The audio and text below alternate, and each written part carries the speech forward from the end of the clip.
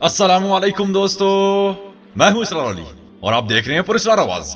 कैसे हैं आप? उम्मीद करता हूं आप सब खैर वाफियत से होंगे। नाज़रीन, आज की इस वीडियो में हम बात करेंगे ड्रामा अर्तुगरुल गाजी के सीजन 3 की एपिसोड नंबर 78 के बारे में। उम्मीद करते हैं आप दोस्तों को आज के एपिसोड जरूर पसंद आएगा। तो चलिए शुरू करते हैं। नाज़रीन, जैसा कि आपने पिछले एपिसोड में देखा होगा कि वासिलियस चोल्पान को कहता है, तुम्हारी गोद में पलने वाला ओराल का आखिरी बच्चा हमारा इंतकाम लेगा और यही इस्ताहान और इलियार की हिलाकत का सबब बनेगा। और आज के इस एपिसोड में इधर काइक कबीले में जहां सुल्तान इलाउद्दीन अपने कारवां के साथ कबीले में दाखिल होते हैं, कबीले के तमाम लोग उनके इस्तकबाल में दुंदार और उनके सिपाही पूरी बेताबी से खड़े होते हैं। वैसे एक चीज तमाम दोस्तों को यहाँ पे बता दूं कि सुल्तान इलाउद्दीन का किसी को पता नहीं है, ठीक है।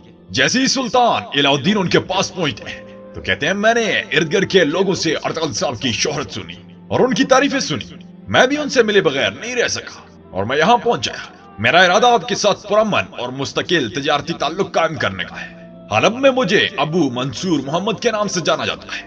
मतलब कि देखिए, मैंने आपको बता दिया, इन्होंने किसी को नहीं बताया होता। तो दुंदार कहता है, हम सब आपका भरपूर इस्तकबाल करते हैं। मैं अर्तुगरुल साहब का भाई दुंदार हूँ। अपने साथियों समेत हमारी मेजबानी कबूल करें, क्योंकि आप एक तवील रास्ता तय करके आए हैं। थोड़ा आराम करें। तो सुल्तान इलाउद्दीन कहते हैं, मैं जानता हूं कि आप कारा चैसर के गवर्नर के साथ हालत जंग में हैं, ताहम रोमियों के साथ आपकी तिजारत अब भी जारी है। सुल्तान इलाउद्दीन कहते हैं, मैंने अपनी जिंदगी में बहुत सुल्तानतें देखी हैं, लेकिन मैंने किसी को भी उन काफरों की तरफ मदद का हाथ बढ़ाते नहीं देखा जिनके साथ वो खुद हालत जंग में हो। यह सुनकर आयमा खातून कहती है, हमारे अर्तुगरुल साहब हमेशा मजलूम के साथ खड़े हुए। तो सुल्तान कहते हैं, अगर अर्तुगरुल साहब की तलवार तेजदार है तो उसी तरह उनका दिल भी सखी है। यह सुनकर दुमदार कहता है, अम्मी अबू मंसूर हैं जो यहाँ तिजारत करने आए हैं। यह सुनकर सुल्तान इलाउद्दीन कहते हैं, अच्छा, ये जो कालीन है वीनस के ताजरों में बहुत ज्यादा मकबूल है, ये आप लोगों के हाथ से बनी हुई है। और फिर कहते हैं, मैं यहाँ से बड़ी मिकदार में कालीनें खरीदना चाहता हूँ, मैं निस सोना पेशगी अदा करूंगा। ये सुनकर एक सिपाही घोड़े से सोना उतारता है। ये देखकर आयमा खातून कहती है, मैं नहीं जानती कि कोई और ताजर आप जैसा कुशादा दिल होगा।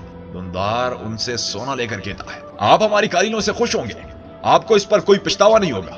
तो ये देखकर हलीमा कहती है, क्या हमें इस मामले में अर्तुगरुल साहब से मशवरा नहीं कर लेना चाहिए? तो दुंदार कहते हैं, भाभी मैं भाई को जरूरी वजाहत कर दूंगा, आप फिक्र ना करें। ये सुनकर सुल्तान इलाउद्दीन कहता है, मुझे कोई जल्दी नहीं, मेरे पास सबर और सोना दोनों वाफर मिकदार में है। आई होप कि सुल्तान इलाउद्दीन की पर्सनालिटी, सुल्तान इलाउद्दीन को देखने का ख्वाब आप सब दोस्तों का पूरा हो गया। कमाल की एंट्री मारी है वैसे उन्होंने। तो हलीमा ये सुनकर कहती है, मुझे ऐसा लगता है जैसे मैं आपको जानती हूँ। तो सुल्तान इलाउद्दीन कहते हैं, कोई ऐसी जगह नहीं जहां मेरा घुमा हो सकता है आपने कहीं देखा हो। ये सुनकर दुंदार उनको आराम का बोलते हैं। उनके जाती हलीमा कहती है, मुझे शुबा है कि मैंने इन्हें कहीं देखा हुआ है। ना तो वो खुद और ना ही उनके आदमी ताजरों की तरह नजर आते हैं, वो ताजरों की बनिस्बत महल के लोगों की तरह नजर आते हैं। और इधर कराची किले में वासिलियस और निकोलस मेज पर बैठे पड़े नक्शे को देख रहे होते हैं। तो वासिलियस उसे कहता है, काई कबीला यहाँ है और चौदार कबीला यहाँ, इन दोनों के दरमियान हानली बाजार है। तो निकोलस कहते हैं, अगर हम हानली बाजार हासिल कर लेते हैं तो हम उनकी जिंदगी की डोर काट देंगे, अर्तुगरुल की साख तबाह हो जाएगी। तो वासिलियस कहते हैं, अर्तुगरुल साहब ने पहले हानली बाजार धोखे से हासिल किया, ये अर्तुगरुल का नाकाबिले इंसदाद उरूज था, हानली बाजार अब उसकी कब्र बनेगा। इसी दौरान एक कमांडर आकर वासिलियस को कहता है, शहंशाह के मुहाफिज आए हैं, कमांडर आपसे मिलना चाहते हैं। तो वासिलियस कहते हैं, उन्हें अंदर आने दो। और निकोलस को कहता है, शहंशाह के मुहाफिज यहाँ क्या कर रहे हैं? तो निकोलस कहते हैं, शहंशाह उन्हें सबसे अहम काम के लिए इस्तेमाल करता है, इसलिए यकीनन कोई संगीन मामला होगा। इसी दौरान कमांडर आ जाता है और वासिलियस को कहता है, हमें आपके सिपाहियों की मदद चाहिए। वासिलियस के पूछने पर कमांडर कहता है, हमें शहंशाह के महल में एक जासूस का पता चला है जो सुल्तान इलाउद्दीन के लिए काम करता है। हमने उसका सुराग लगाया। आज सुबह जब वो दूसरे आदमी से मुलाकात कर रहा था तो हमने उस पर हमला कर दिया, मगर वो फिर भी निकिया से फरार हो गया। जाते जाते वो जख्मी हो गया, उसी आदमी के साथ फरार हुआ जिससे उसने मुलाकात की थी। यह सुनकर वासिलियस कहता है, क्या आपने मालूम किया कि वो जासूस यहाँ किससे रब्ता करने वाला है? तो कमांडर कहते हैं, हमें इस बारे में नहीं पता, अगर हमने उन्हें ना पकड़ा तो हम कभी मालूम नहीं कर पाएंगे, उन्हें तलाश करने में कई दिन लग सकते हैं। फिर वो जासूस के घोड़े की थैली वासिलियस को देता है। वासिलियस उस थैली को देखकर कहता है, मैं जानता हूं कि हम इसे किस तरह तलाश कर सकते हैं। और फिर कहते हैं, निकोलस आपने बेहतरीन आदमियों को तैयार करो, हम बाहर जा रहे हैं। और इधर काई कबीले की मशगाह में सिपाही मशकों में मसरूफ होते हैं कि इसी दौरान सुल्तान इलाउद्दीन भी वहां जाते हैं और उनकी मशक का जायजा लेते हैं। और फिर दुंदार को कहते हैं, आपके सिपाही शानदार हैं, हर कोई शेर की तरह मजबूत लगता है। तो दुंदार कहते हैं हम मुसलसल मशकें करते रहते हैं। आप तो जानते ही हैं कि जंग हमारी दरीज पर है, हमें तैयार रहना चाहिए। तो सुल्तान अलाउद्दीन कहते हैं क्या दूसरे तुर्क कबाइल भी कईयों की तरह जंग के लिए तैयार हैं? तो दुंदार कहते हैं हर जिरगे में अर्तगल साहब दूसरे सरदारों को कहते हैं कि वो अपने सिपाहियों को तैयार रखें, उनको तरबियत देते रहे। तो सुल्तान अलाउद्दीन कहते हैं क्या अर्तगल साहब को भी सियासत में दिलचस्पी है? तो दुंदार कहते हैं इसके लिए आपको जाती तौर पर उनसे पूछना पड़ेगा। और फिर कहते हैं चलिए हमारी करीनों के बारे में बात करते हैं। कितने में अर्तगल साहब पहुंच जाते हैं और आती ही अपने शेर दिल सिपाहियों को हौसला और दाद देते हैं। सुल्तान अलाउद्दीन भी एक साइड पर छुप कर ये सब कुछ देख और सुन रहे होते हैं। तो अर्तगल साहब कहते हैं वसीलुस नामी एक काफर ने निकिया से सिपाहियों का एक दस्ता मंगवाया है, लिहाजा हम हर वक्त तैयार रहेंगे। दूसरे तुर्क सरदारों के साथ हमारा इत्तेहाद मजबूत है। आपने हमेशा अपनी मशकों को अहमियत देनी है। अब जबकि हमारे सुल्तान मशरक में मंगोलों के साथ बरसर बेकार है, हम इन जमीनों को वसीलुस के लिए तंग कर देंगे। सुल्तान अलाउद्दीन भी एक जानब खड़े ये सब कुछ सुन रहे होते हैं और फिर कहते हैं हम अपने सुल्तान को दिखा देंगे कि उनकी पुश्त पर बहादुर जंगजू खड़े हैं। और फिर घोड़े से उतरकर अपने सिपाहियों को शाबाश देते हैं। और इधर जंगल में सलेबी सिपाही खोजी कुत्ते के जरिए जासूस और उसके साथी की तलाश में होते हैं। तो निकलस वेस्लियस को कहता है मुझे समझ नहीं आ रही कि यह जासूस कोनिया के बजाय यहाँ क्यों आया है। तो वसीलुस कहते हैं यकीनन कोई और भी है जो कोनिया और निकिया के माबैन मालूमात पहुंचा रहा है। उस जासूस को तलाश करने वाले सिर्फ हम ही नहीं होंगे, सुल्तान अलाउद्दीन को खबरें पहुंचाने वाला भी उसे तलाश करेगा। तो निकलस कहता है अगर हमने उस जासूस को पहले ढूंढ लिया तो हम इन जमीनों पर मौजूद सुल्तान के मंजर को भी ढूंढ लेंगे। ये कहकर आगे बढ़ते हैं और इधर मशगाह में अर्तगल साहब सिपाहियों की महारत का जायजा ले रहे होते हैं। और दुमदार को कहते हैं मुझे खुशी है कि तुमने सख्त मेहनत की और इस पूरे अरसे में साबित कदम रहे। जो कुछ मेरे मुशाहिदे में आया है इस पर मुझे बहुत फख्र हुआ। तो दुमदार कहता है मेरे पास भी आपके लिए खबर है। वो ये कि हलब से एक ताजर आया है, उसका नाम अबू मंसूर है। वो यहाँ इसलिए आया है कि उसे हमारी बनी हुई कालीनें चाहिए। उसने बतौर पेशगी सोना भी अदा किया है। तो अर्तगल साहब उससे मिलने का इजहार करते हैं। दुमदार उन्हें ढूंढते हैं मगर वो वहां नहीं मिलते। तो अर्तगल साहब कहते हैं लगता है वो ताजर मुझसे मिलना नहीं चाहता। तो दुमदार कहते हैं हलीमा भाभी भी यही कहती थी कि मैं उसे कहीं जानती हूँ मगर सही से पहचान नहीं सकी। तो अर्तगल साहब कहते हैं ये मसला भी हल हो जाएगा और फिर से उन्हें मशकों में लगा देते हैं। और इधर जंगल में वसीलुस और सलेबी सिपाही मुसलसल जासूस की खोज में होते हैं। इसी दौरान उनके पास एक सिपाही आकर कहता है कुत्तों ने उन जासूसों की खोज लगा ली है, वो इस तरफ है। फिर सब सिपाही भागकर उस तरफ चले जाते हैं। और इधर हानली बाजार में सुल्तान अलाउद्दीन खाना खाने में लगे होते हैं। तो एक ताजर सुल्तान अलाउद्दीन को कहता है एक आफत अभी खत्म नहीं हुई जब दूसरी हम पर टूट पड़ती है। और फिर कहते हैं तुम देखना हमें अपनी जमीनें छोड़ना नहीं पड़ेंगी। एक और ताजर कहता है यहाँ पर खुदा की रहमतें हैं जो हम सब के लिए काफी है। अली को भी उनकी ये बातें सुन रहा होता है। तो सुल्तान अलाउद्दीन कहते हैं क्या अर्तगल साहब का इन हयात वाक़ियात में कोई हाथ नहीं? तो ताजर कहते हैं खुदा गवाह है हमने अर्तगल साहब में कोई बुराई नहीं देखी। खैर तजारती मामलात पर काफी देर तक उनकी गुफ्तगू जारी रहती है। तो आखिर में सुल्तान अलाउद्दीन अली को ताजरों की खिदमत करने का बोलते हैं। तो अली को वहां से चला जाता है और बाहर आकर दुमरल को कहता है मैंने इस आदमी को पहले कभी नहीं देखा। ये सब लोग मेज पर बैठे हर मामलात पर बात कर रहे हैं। उसने सराय को अपनी आदमियों से खूब भर दिया है। समझ नहीं आ रहा कि इन सबको कहां ठहराऊं। इन लोगों का आज सोने का इम्कान नहीं। इतने में और ज्यादा लोग आकर सराय में बैठे चले जाते हैं। तो अली को यह देखकर दुमरल को कहता है मुझे लगता है वसीलुस कुछ करने वाला है।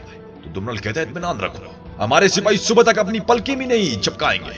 और फिर कहता है अब मैं कबीले जाकर अर्तगल साहब को मुतला करता हूँ जो कुछ ये आदमी यहाँ कर रहा है, मैं उन्हें इससे आगाह करूंगा। ये कहकर दुमरल चला जाता है। दूसरी तरफ जंगल में वसीलुस और सलेबी सिपाही आखिरकार जासूस को गार में देख लेते हैं। वसीलुस आते ही उसके कंधे पर जोर से लात मारता है। जासूस खंजर से वसीलुस पर वार करता है मगर वसीलुस उसका वार रोक देता है और फिर उससे सुल्तान के जासूस का पूछता है। वसीलुस उसको बहुत ही ज्यादा अजियत देता है कि इसी दौरान एक सिपाही गार में दाखिल होकर उसको कहता है जनाब ये दो आदमी थे, एक आदमी गायब है। तो वसीलुस जड़ से उस सिपाही की गर्दन उड़ा देता है और कहता है जैसा कि मैंने कहा था कि वो मफरूर शख्स ही सुल्तान के जासूस को हमारे कदमों में लाएगा। और निकलस को कहता है अपने सिपाहियों को जंगी तरतीब में लाओ, जब तक हमारा शिकार हमारे घेरे में नहीं आ जाता तब तक हम गात लगाए रखेंगे। और अगर काई कबीले में अलियार साहब और इस्लाहान खातून अर्तगल साहब के यहाँ पहुंच जाते हैं। फिर सब खाने में मसरूफ हो जाते हैं। तो हलीमा कहती है आज एक ताजर आया था, वो भी हमारे बनी हुई कालीनें खरीदना चाहता है। तो ये सुनकर सब लोग खुश हो जाते हैं और कहते हैं एक एक करके हम मुसीबतों से छुटकारा हासिल कर रहे हैं। तो अर्तगल साहब कहते हैं इसमें भी कोई बैद हो सकता है, मैं इस बारे में सोचूंगा। अर्तगल साहब कहते हैं लेकिन उसके बाद वो कोई सुराग छोड़े गायब हो गया। तो अलियार साहब कहते हैं यानी उसने बतौर जमानत सोना भी दिया और बगैर सुराग छोड़े गायब हो गया। खुदा करे इसमें खैर ही हो। کہ ساتھ ہی اتاق میں دمرل داخل ہوتا ہے اور کہتا ہے حضور میں سرائے سے آ رہا ہوں، وہاں ابو منصور نامی ایک تاجر آیا ہے۔ اس نے مقامی تاجروں سے بات چیت کی، اس نے تجارت کے ساتھ ساتھ سیاست کے بارے میں بھی بات کی، اس نے ان سے لگاتار سوال کیے اور ان سے ان کے کام کے بارے میں پوچھا۔ اگر وہ اکیلا بیٹھا تھا تو تمام لوگ اس کے ارد گرد جمع ہو جاتے ہیں، وہ بہت کم وقت میں ہر کسی کے لیے قابل عزت بن گیا ہے۔ تو ارطغرل صاحب کہتے ہیں اس پر مزید بھی نظر رکھنا، کوئی ایسی ویسی حرکت نہ کرے۔ اور یہ سن کر دمرل وہاں سے چلا جاتا ہے۔ باہر یہ خیمے میں بامسی کھانے پر ٹوٹ پڑا ہوتا ہے، وہ کسی پہاڑی ریچھ کی طرح لک میں اپنے پیٹ کے نظر کر رہا ہوتا ہے۔ تو حفصہ کہتی ہے حضور آہستہ کھائیں، بامسی گلے میں پھنس جائے گا۔ بامسی بات کو آگے پیچھے کرتے ہوئے بات کا رخ دوسری طرف موڑ دیتا ہے، مطلب کہ تم نے کھانا مزیدار بنایا فلاں فلاں فلاں۔ میرے قبیلے والے جانتے ہیں کہ میں حفصہ کو اکیلا نہیں چھوڑ سکتا۔ نہایت ہی رومانٹک ماحول بنایا ہوتا ہے بامسی نے۔ ساتھ ہی ارطغرل صاحب اور ان کے گھر والے کھانا کھانے میں مگن ہوتے ہیں۔ اصلاحان جو کسی پریشانی میں مبتلا ہوتی ہے آئمہ خاتون اسے دیکھ کر کہتی ہے ایسی لگتا ہے جیسے تمہیں اندر ہی اندر سے کوئی چیز کھائی جا رہی ہے، تم اتنی کھوئی ہوئی کیوں ہو بیٹی؟ تو اصلاحان کہتی ہے میں ٹھیک ہوں، میں قالینوں کے بارے میں سوچ رہی تھی اور ایک لمحے کے لیے میرے ذہن میں میری شادی کی طرف چلا گیا، مجھے دکھ ہے کہ میں یہاں آپ کے ساتھ نہیں رہ سکتی۔ تو ایمہ خاتون کہتی ہے کیا تم نے شادی کی تاریخ کا فیصلہ کر لیا ہے؟ تو اصلاحان کہتی ہے سلطان کوئی سراغ چھوڑے بغیر اچانک ہی غائب ہو گئے تھے، اس وجہ سے شادی میں تاخیر ہو گئی، اب میں شادی تب کروں گی جب امیر کوپک یہاں آئیں گے۔ تو ولیار صاحب کہتے ہیں شاید یہ تاخیر بہتری کے لیے ہے، اور پھر کہتے ہیں یہ ہماری بہن بھائی ہے، ان سے چھپانے کے لیے ہمارے پاس کوئی راز نہیں ہے۔ ان کی باتیں جاری ہوتی ہے کہ اسی دوران حلیمہ خاتون کی طبیعت اچانک خراب ہو جاتی ہے۔ آئمہ خاتون اور ارطغرل صاحب اس کو زمین پر لیٹنے کا بولتے ہیں، اور ادھر خیمے میں ترگت، صفدر اور گنکت کھانا کھانے میں لگے ہوتے ہیں۔ تو ترگت کہتے ہیں بامسی نے کہا تھا کہ میں تمہارا کھانا ختم کرنے سے پہلے آ جاؤں گا، لیکن وہ ابھی تک نہیں پہنچا۔ تو صفدر کہتے ہیں اس کی نئی نئی شادی ہوئی ہے، کیا اپنی محبوبہ کو چھوڑ کر آنا کوئی آسان کام ہے؟ کہ ساتھ ہی بامسی پہنچ جاتا ہے اور آتے ہی ان کے ساتھ کھانے پر بیٹھ جاتا ہے۔ پھر ہنسی مذاق میں بھی بامسی اپنی مثال آپ ہے، واہ بامسی واہ تیرے کیا کہنے۔ بہت ہی اچھا ماحول بنایا ہوتا ہے، اور ادھر اتاق میں عارف صاحب حلیمہ خاتون کے علاج کے لیے آ جاتے ہیں اور حلیمہ کی حالت نازک بتا کر دائیوں کو بلانے کا کہتے ہیں، مطلب کہ ایک اور گندز آنے والا ہے۔ یہ سن کر ارطغرل صاحب باہر چلے جاتے ہیں، دندار بھی آ جاتا ہے، سب حلیمہ کی حالت کو دیکھ کر پریشان حال کھڑے ہوتے ہیں۔ اللہ خیر کرے۔ تو ناظرین یہاں پر آج کے اس ایپیسوڈ کا اختتام ہوتا ہے۔ امید کرتے ہیں آپ دوستوں کو آج کے ایپیسوڈ ضرور پسند آیا ہوگا۔ ملتے ہیں اگلے ایپیسوڈ کے ساتھ، تب تک کے لیے اجازت چاہوں گا، اللہ نگہبان۔